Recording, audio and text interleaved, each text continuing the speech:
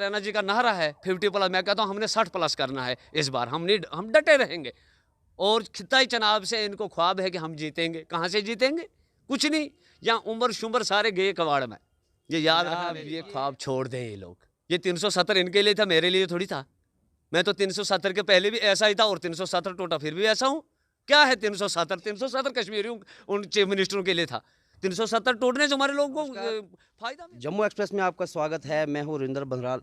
आज मैं डोडा डिस्ट्रिक्ट के बीजेपी ऑफिस में मौजूद हूं और हमारे साथ कुछ यहां पे बीजेपी के कार्यकर्ता हैं। हम इनसे जानने की कोशिश करेंगे कि आखिर आज जो है हमारे बीच में ओबीसी मोर्चा के डिस्ट्रिक्ट प्रेसिडेंट अता मोहम्मद जी, इनको यहाँ पे ओहदा दिया गया है। हम इनसे जानने की कोशिश करेंगे कि इतना बड़ा इनको जिम्मेदारी दी गई है पार्टी की तरफ से, ये किस तरह से आगे ये निभाएंगे।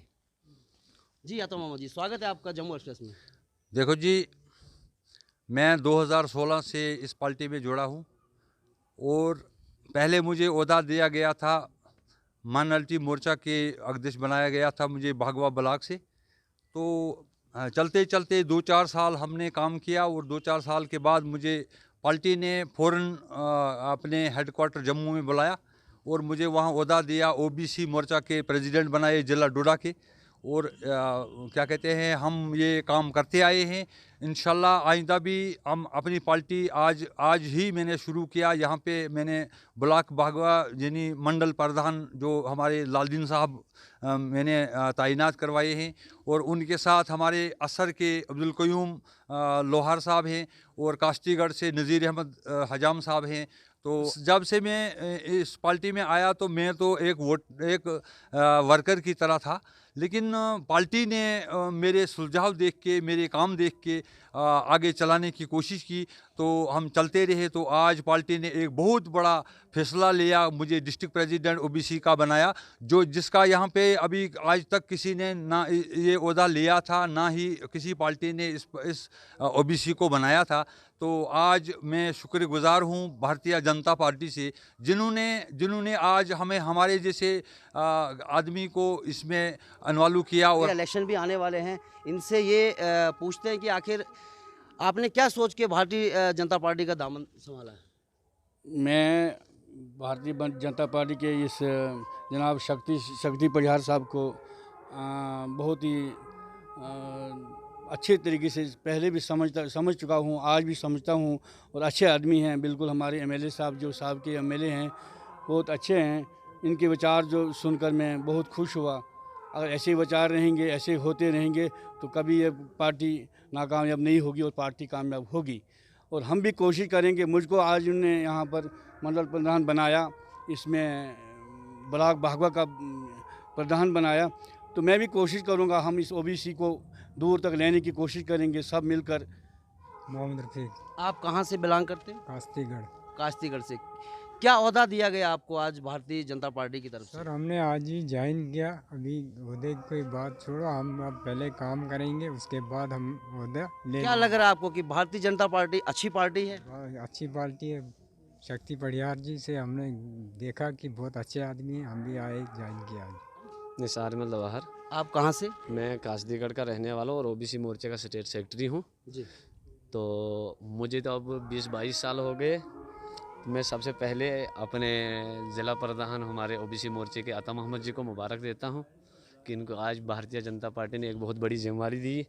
और मैं सबसे पहले परिहार साहब का और सोमेरा शर्मा जी का, जिन्होंने हमारी बात को सुना। हमने उनको कहा कि हम अता मोहम्मद जी को एक ओहदा दें, तो अता मोहम्मद जी काम करने वाले और इन्हें हमारी बात को समझा और दिमाग में सोचा। 4-5 दिन के बाद जब इनका वो अलॉटमेंट हुआ तो उसके बाद हमें तो खाली ओबीसी को ही नहीं देखना है, बल्कि हमने अदर्स सब लोगों को मिलकर चलाना है। जहाँ तक हमारी हिम्मत, हमारी पूंछ अप्रोच हो, तो मैं यही कहूँगा कि भारतीय जनता पार्टी के बगैर विकास नहीं हो सकता है। क्योंकि हमने देखा, मेरी भी अब एज 40 साल है, तो जब मैं 20 साल का था तो उसके बाद तो मैं सियासत में थोड़ा सा कदम रखा और देखते देखते कि भारतीय जनता पार्टी ने तो सबसे पहले जिस वक्त मैं रामबन ज़िले का प्रधान बना, उसके बाद मुझे ये कभी नहीं सोचा था मैंने कि मैं कभी किसी स्टेट लेवल पे जाऊं। तो आज मैं भारतीय जनता पार्टी का बहुत शुक्रगुजार हूं और डिस्ट्रिक्ट डोडा ओबीसी मोर्चे का प्रभारी भी हूं।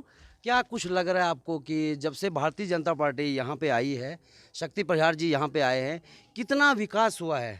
मैं कहता हूँ कि लोग कहते हैं ना कि 100%, मैं कहता हूँ 110% विकास हुआ है। इसके पहले भी कुछ सरकारें थी, कांग्रेस की बात अगर करें, एनसी की अगर बात करें, 70 साल तो गुजर गए हैं, लेकिन आपको क्या लगता है कि उससे ज़्यादा काम भारतीय जनता पार्टी जब यहाँ पे आई थी तो उसके बाद इतने ज़्यादा काम हुए हैं?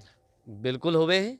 जब इन लोगों की हुकूमत थी जो आज दावे करती है कि हमने 70 साल पहले ये किया था, 70 साल पहले हमने वो किया था, आप खुद देखते हैं, क्योंकि मीडिया के सामने तो हम क्या बोलेंगे, क्योंकि आप ग्राउंड पे जाकर देखते हो।